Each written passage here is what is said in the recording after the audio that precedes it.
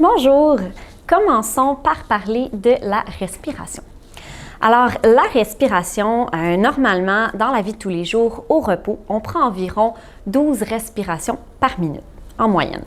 Avec la grossesse, ce nombre-là va augmenter d'environ 15 %. Donc, c'est pour ça qu'on va être un peu plus essoufflé, là, juste en montant avec 3-4 marches d'escalier, c'est tout à fait normal.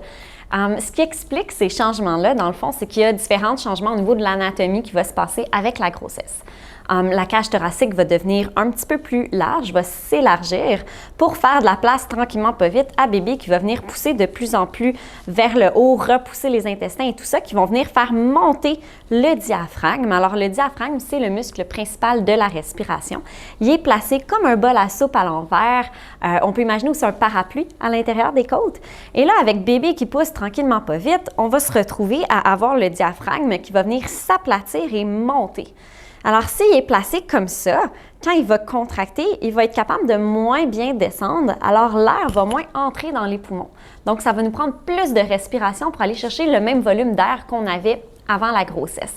Alors, ce qui va arriver à ce moment-là, c'est qu'on va respirer un petit peu plus des côtes sur le côté.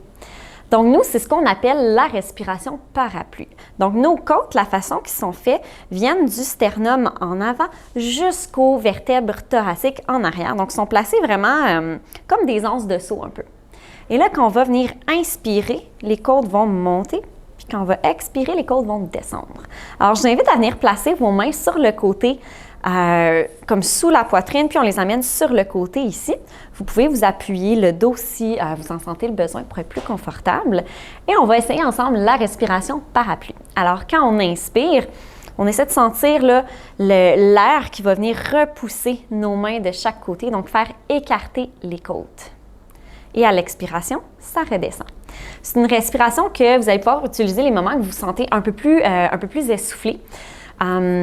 Ou durant les entraînements, justement, quand vous êtes plus essoufflé, que vous avez besoin d'aller chercher un plus grand volume d'air. Alors, essayez d'y aller vraiment sur les côtés, étant donné que plus la grossesse va avancer, moins on va être capable d'aller chercher de l'espace vers le bas, vers le ventre, parce que bébé va prendre plus de place. Alors, pour faire entrer plus d'air, on va pouvoir utiliser plus en 3 dimensions, alors vers le bas et vers les côtés au niveau des côtes. Alors, je vous laisse essayer ça, puis on va rentrer plus en détail dans la respiration diaphragmatique dans une prochaine capsule. Bonne journée!